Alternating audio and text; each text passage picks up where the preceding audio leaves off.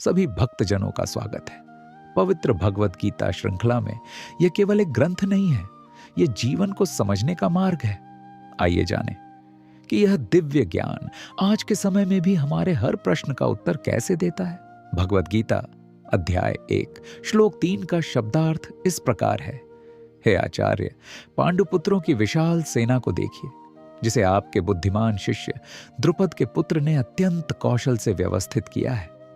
कुरुक्षेत्र की युद्ध भूमि, दो सेनाएं आमने सामने खड़ी हैं, शंख बज चुके हैं, युद्ध आरंभ होने ही वाला है। लेकिन यह युद्ध केवल हथियारों का नहीं था, यह मन का युद्ध था। दुर्योधन धीरे धीरे अपने गुरु द्रोणाचार्य के पास जाता है। उसके चेहरे पर आत्मविश्वास भी है और भीतर कहीं एक छुपी हुई चिंता भी।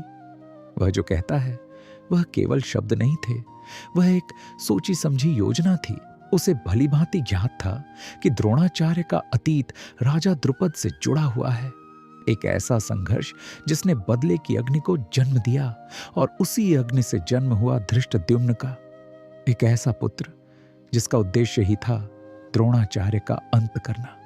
जरा विचार कीजिए, जिसे आपके वध के लिए उत्पन्न किया गया हो, उसे ही आपने अपने हाथों से शिक्षित किया हो।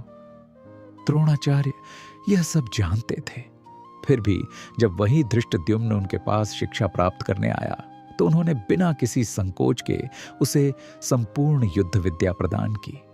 यही एक गुरु की महानता है, लेकिन यही एक मनुष्य की सबसे कठिन परीक्षा भी।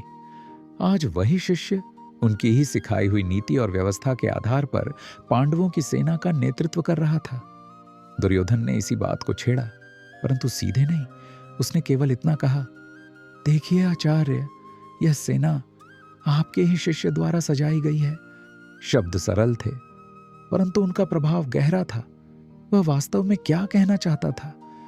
कहीं आपका हृदय पांडवों के लिए कोमल न हो जाए, कहीं आपका स्नेह ही आपकी दुर्बलता न बन जाए।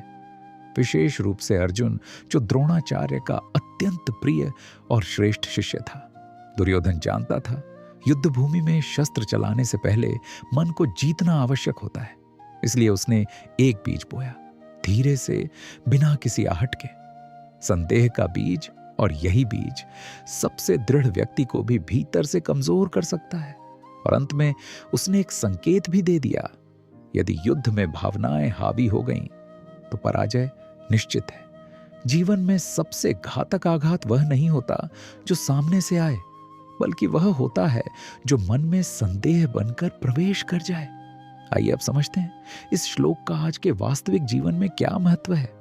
आज भी हमारे जीवन में ऐसे लोग होते हैं जो सीधे कुछ नहीं कहते, परंतु ऐसी बातें अवश्य कह देते हैं जो हमारे मन में भ्रम और संदेह उत्पन्न कर दें।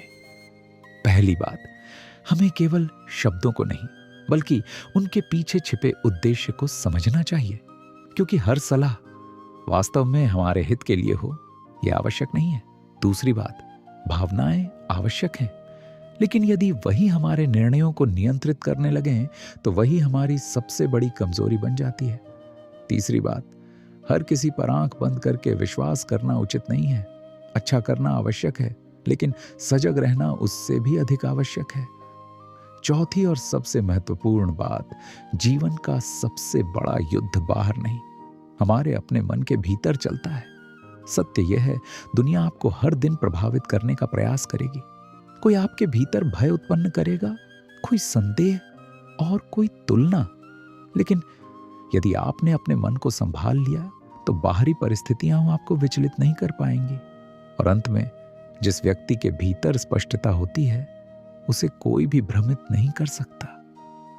इसलिए दुनिया क्या कहती है उससे अधिक महत्वपूर्ण है आप अपने भीतर क्या मानते हैं, क्योंकि विजय बाहर नहीं, सबसे पहले आपके मन के भीतर होती है। अंत में बस इतना समझ लीजिए, जीवन की हर उलझन का उत्तर बाहर नहीं, इसी ज्ञान में छुपा है। और भगवत गीता का प्रत्येक श्लोक आपको धीरे धीरे उसी सत्य के पास ले जाता है।